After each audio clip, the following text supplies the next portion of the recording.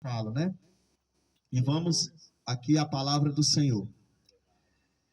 Nós começamos a olhar e começamos a ver como alguns como os observadores da palavra do Senhor, outros como conhecedores e crentes que são, e que sabes que não se podem se viver ou se manter de pé diante da casa de Deus, se não for através da oração, da palavra, se não for através do louvor, se não vivermos o chamado que Deus tem na nossa vida, aleluia.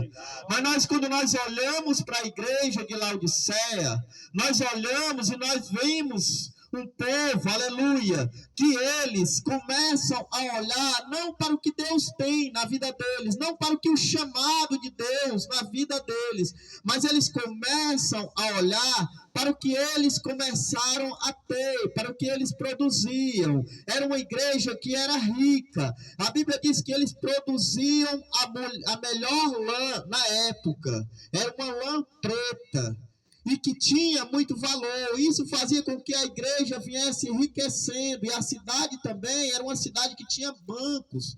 Naquela época, a cidade que havia alguns bancos era considerada-se rica. E aí a igreja, como tinha muito recurso, aleluia, e ela olhava para si e dizia-se que era rica e que de nada tinha falta, aleluia. Mas quando esse orgulho enchia tanto a igreja, enchia tanto o povo, de forma de que quem era para estar dentro estava fora, que Jesus estava fora da igreja ali, porque não podia entrar. A igreja estava cheia de orgulho e olhando para o que era, não para o que Deus faz na nossa vida, aleluia.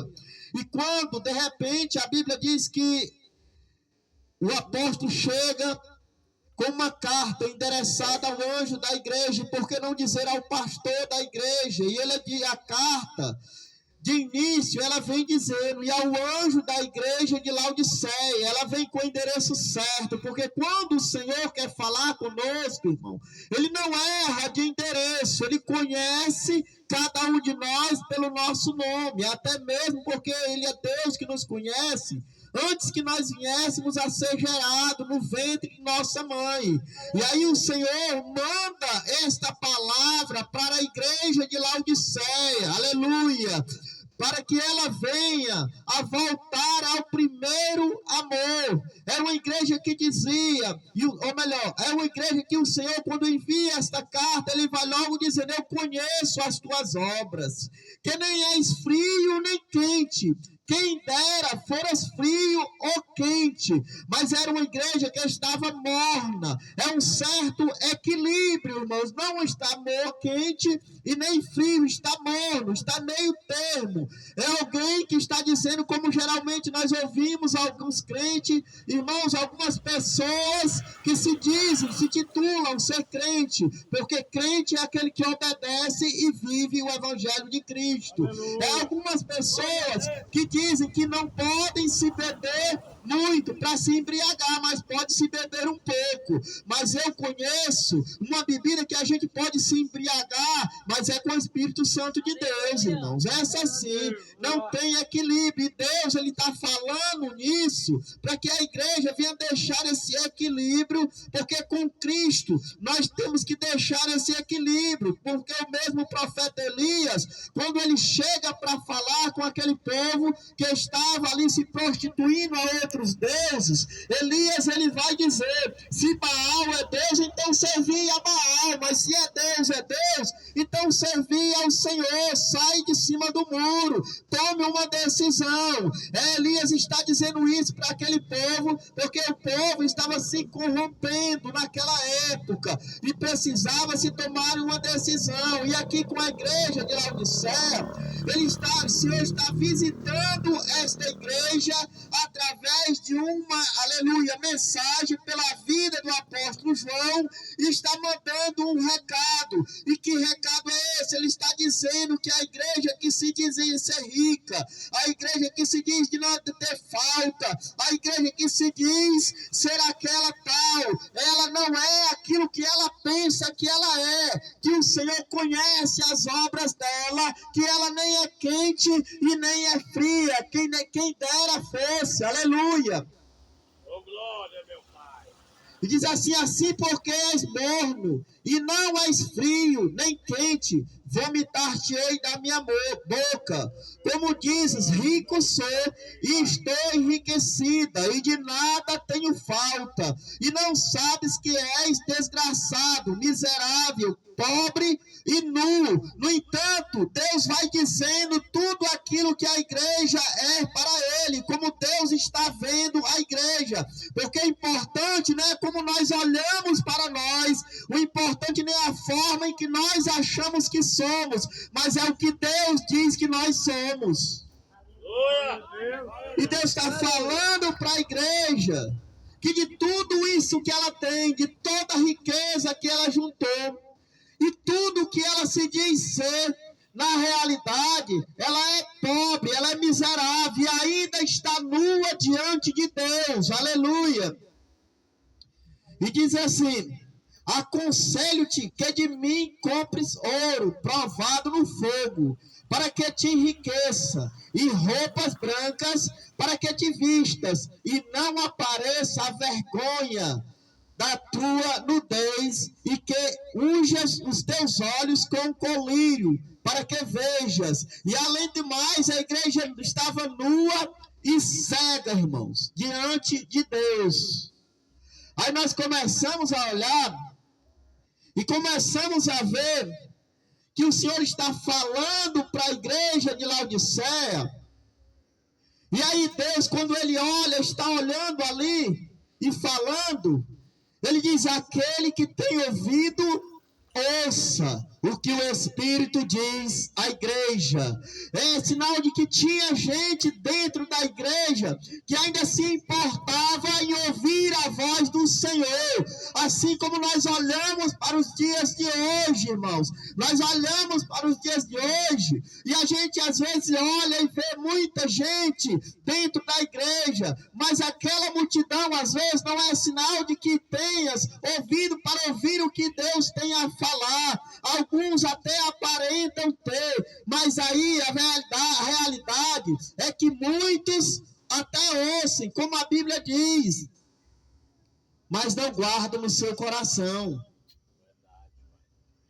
Mas aí ele está dizendo aqui: aquele que tem ouvido, ouça o que o Espírito diz à igreja. Ainda existe gente com sensibilidade para ouvir a voz do Espírito Santo de Deus falar. Ainda existe gente que seja sensível à voz do Espírito Santo de Deus quando estejam falando. Mas aí, pela misericórdia e a graça do Senhor Jesus, nós começamos a olhar e ver que a igreja do Senhor, ela se divide em dois tempos. E que dois tempos é esse, irmão? Que igreja dividida é essa? Eu não entendo. Me explique o que é isso. A igreja do Senhor, ela se divide exatamente em dois tempos. Se não vejamos ali a parábola das 10 virgens. A Bíblia diz que são 10 virgens, 5 nécias e 5 prudentes. Aleluia. A Bíblia diz que 5 levavam azeite na botija e 5 levavam também não só o azeite, mas tinham também a reserva. A Bíblia diz que todas elas estavam com a lâmpada acesa. Também diz que todas elas adormeceram. Mas na hora que o noivo vem, é que a gente vê se destacar aquela que ouve a voz do Senhor, aquela que está preparada, aquela que conduz e prioriza conduzir o azeite de reserva. Não só a lâmpada acesa, mas ter o azeite de reserva. Aleluia.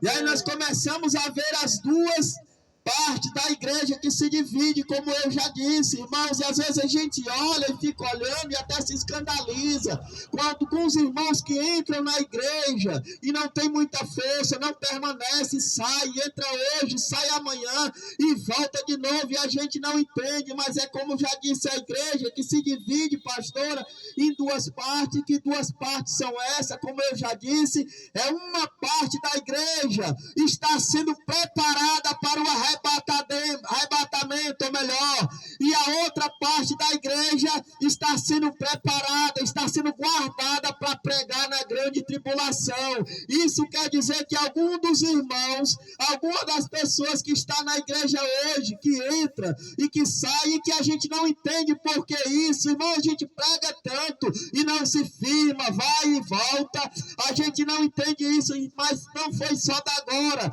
vem dos tempos passados, desde o tempo de Jesus, que algumas pessoas até iam quando Jesus estava pregando, irmão. Até ouvia, tinha outros que iam, Jesus estava sentado ensinando, pastor. Ali, eles até sentavam-se para ouvir. Mas tinha alguns também que estavam ali para escrever e apanhar Jesus em algum erro. Estavam ali só para curiosidade, por curiosidade. E essa parte da igreja que a gente não entende, essa parte que a gente procura, até a gente se desvanece, a gente até se entristece. Porque, irmão, a gente fica muito triste quando a gente peleja com a vida. Peleja, e a gente vê, a gente até diz, não, ela não quer nada com Deus, mas Deus tem propósito até naquilo. Aleluia. Deus tem propósito até nessas pessoas que entram hoje e saem amanhã e voltam de novo. Sabe, porque no dia do arrebatamento, no dia em que a noiva for arrebatada, essa parte da igreja que a gente olha como se fossem as feridas de Cristo, essa parte da igreja ela vai ficar. E justamente esta parte da igreja, ela vai pregar, e não é em tempos bons, mas é a hora em que esse povo vão ser chamados pelo Senhor para pregar na grande tribulação. É um povo que está sendo chamado, a gente nem entende, mas Deus tem propósito em tudo. Tem gente que está dentro da igreja e não, até mesmo vive todo dia dentro da igreja, mas não tem um bom testemunho. Mas aí o Senhor vai dizer que a gente, dentro da igreja, vai ter dois tipos de plantações. Vai ter o joio, mas também vai ter o trigo. E o Senhor não permite que a gente venha a arrancar, porque a gente não sabe.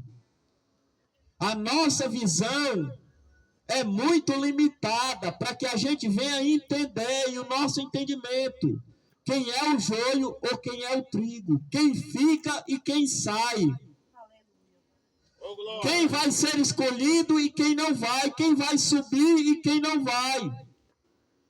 Mas a realidade é essa, que o Senhor tem uma igreja dividida em partes, uma para aquele dia em que nós todo mês, tem igreja que é no primeiro mês, tem igreja que é no segundo dia do mês, ou melhor, mas todo mês nós estamos fazendo essa celebração, estamos celebrando a vinda de Cristo, o encontro de Cristo com a noiva, lá nos altos, e é o que nós desejamos na nossa vida.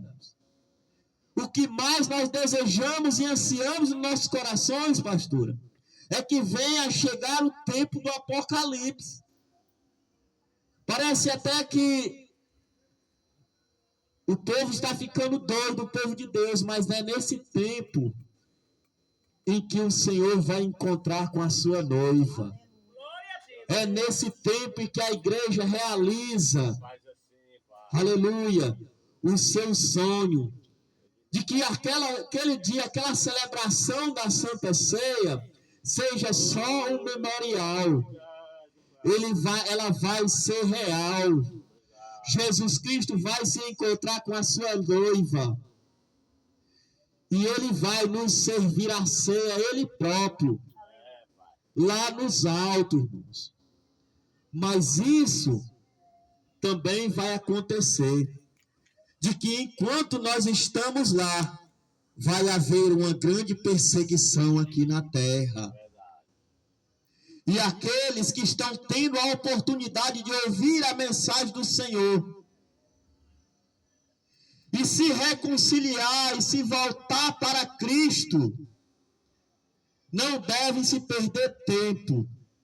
Porque a Bíblia diz que o dia e a hora ninguém sabe, nem o Filho, somente o Pai que está no céu, mas que é no abrir e fechar de olho,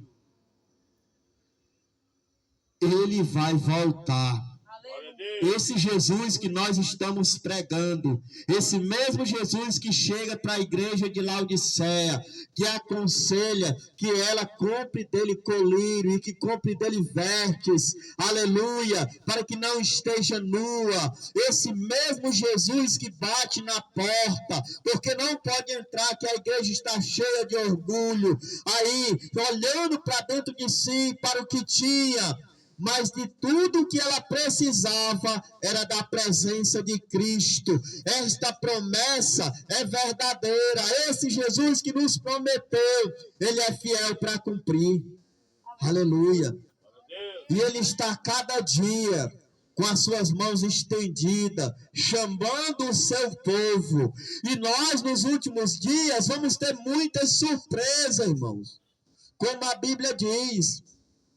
E nós já estamos olhando, estamos vendo que o Senhor tem pressa com algumas pessoas.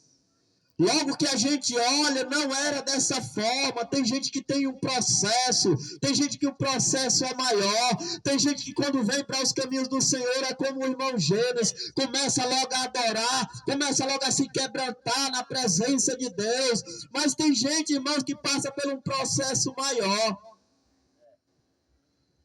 Na minha vida, foi um processo que eu era alcoólatra e eu estava deitado numa rede. E eu simplesmente abri o meu coração para o Senhor e eu disse: Senhor, já não aguento mais. A minha vida pertence a Ti. Daquele momento em que eu disse aquilo, eu não sabia nem o endereço da igreja que eu congrego hoje. Mas aí, quando eu falei isso, de repente chega um colega meu na minha casa e ele diz: olha, vamos lá para casa. Eu disse: vamos. Quando eu ia saindo, passei o cabeleireiro e disse assim: vamos, rapaz, tu não vai cortar o cabelo não, tu pagou lá e não vai cortar. Eu tinha pago bêbado. Eu acho que o irmão deve conhecer o pastor Bandeira. Aí ele disse isso e eu disse: eu vou lá. Eu fui lá, cortei o cabelo e quando meu colega disse: vamos lá para casa. Eu ouvi aquela voz: não. Hoje não, tu entregou a tua vida para mim, tu vai fazer o que eu disser. E eu olho pro meu colega e eu digo: rapaz, o que é isso? Primeiro tu diz que eu vou para tua casa, depois tu pede para mim fazer o que tu disser. Ele disse: rapaz, tu tá ouvindo a voz. E vou saindo com ele, irmão, quando chega na esquina da igreja, aquela voz diz assim: tu vai por aqui. Eu disse: rapaz, nós vamos para tua casa ou tu vamos por aqui? Ele disse: rapaz, o negócio é o seguinte, tu tá ficando é doido, fica aí mesmo que eu vou seguir em frente. Saí e fui para a igreja. Muita gente olhava para mim e dizia que eu não ia passar de um mês. 24 anos a mão do Senhor me segura, assim como sustenta a sua igreja. 24 anos na presença do Senhor. Mas por que isso, irmão? Porque eu ouvi o conselho do Senhor. Para que viesse a ter um colírio novo, para que o Senhor viesse a me dar uma visão nova. É assim que o Senhor fala com a igreja de Laodiceia. Senão, para que é que serve o colírio, irmão? Para que nós venhamos a ter uma visão nova, uma visão diferenciada daquilo que nós somos, para que a igreja viesse a ter uma visão diferenciada, ela viesse ver a sua nudez, ela viesse ver a sua pobreza espiritualmente diante de Deus. Porque para si ela era rica, mas para Deus estava pobre, era desgraçada. E o que é a desgraça, irmão? É o contrário da graça. O crente sem graça não é nada, irmão. Porque a graça do Senhor foi que nos alcançou. e nos transformou no que nós somos. Glória. Tudo que nós somos, tudo que nós fazemos, o momento em que nós estamos orando, o momento em que nós colocamos o nosso joelho, o momento em que nós adoramos, a hora em que nós estamos pregando, não é de nós mesmos, mas é a graça de Deus que nos alcançou. É a benevolência do Senhor na nossa vida. E nós somos devedores do reino de Deus.